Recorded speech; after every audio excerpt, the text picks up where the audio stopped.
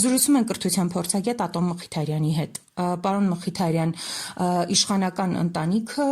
Նիկոլ Փաշինյանի տիկնոջ գլխավորությամբ դեռևս շարունակում է կրթությունը նորաձև է արշավը, որպես կրթության փորձագետ կխնդրեմ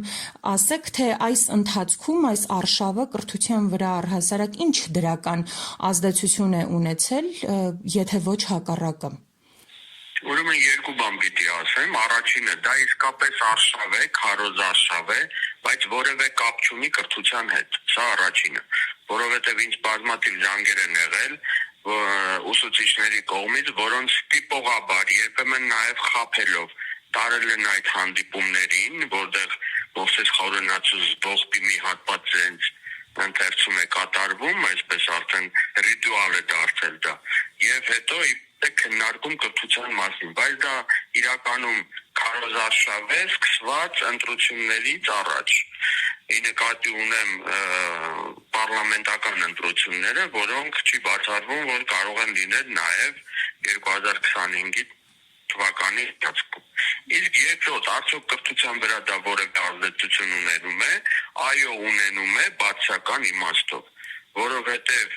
այնպիսի մարդիկ են խոսում կրթության կարևորության մասին, որոնք կրթությունից կիլոմետրերով հեռու են, եւ դա չի կարող իր ազդեցությունը բացասական իմաստով չունենալ կրթության վրա, եւ դրա մասին խոսում են նաեւ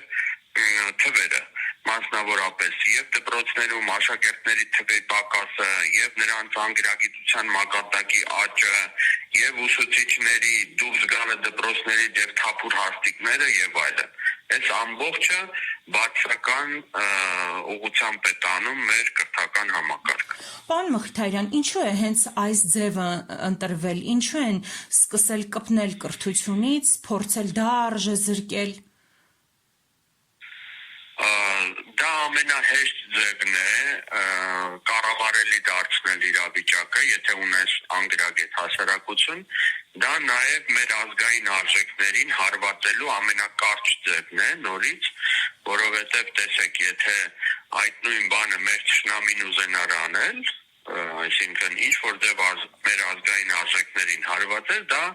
իհարկե պետք է անել կրթության միջոցով, փոխել դասագրքերը, այնտեղից անել ամեն մի բան, ինչ որ կապ ունի ազգայինի հետ, ինչը եւ արվում է փաստորեն մեր օրինական շակերտներու մասը իշխանությունների ձեռքում։